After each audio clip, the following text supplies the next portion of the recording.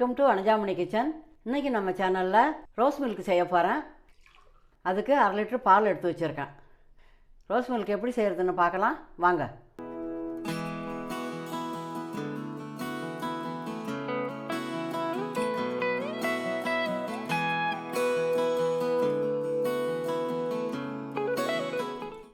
இன்னும் அடுப்பு ஏற்றலை, பாத்திரத்தில் பாலை வடிகட்டிக்கலாம்.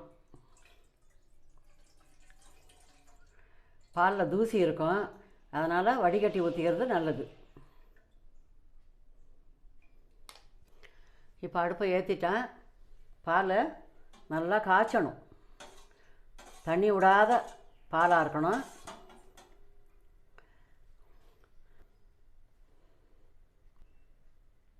பால் கொஞ்சம் சுண்டி வர்ற வரைக்கும் காய்ச்சணும்.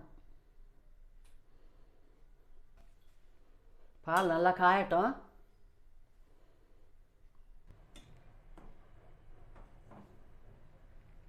பால் நல்லா க்ரீமியாக வந்துடுது, திக்காக வந்துடுது. இதை ஆற வச்சுக்கலாம்.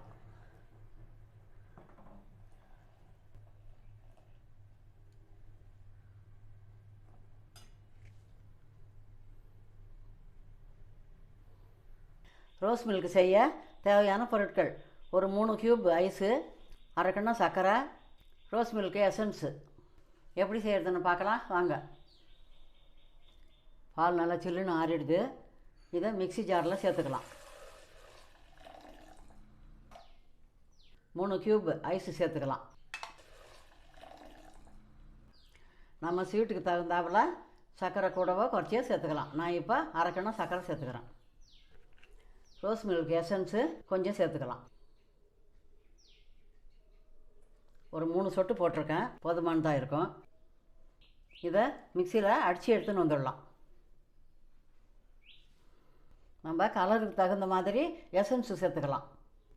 இப்போ மூடி அடித்து எடுத்துன்னு வந்துடலாம்.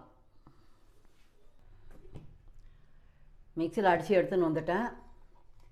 ரோஸ் மில்க் ரெடி ஆகிடுது. கிளாஸில் ஊற்றிக்கலாம். டேஸ்டான சில்லுன்னு ரோஸ் மில்க் ரெடி ஆகிடுது. நீங்களும் இது போல் வீட்டில் செய்து பாருங்கள். கோடைக்கேற்ற குளிர்பானம் இது, நம்ம வீட்லேயே செய்யலாம்.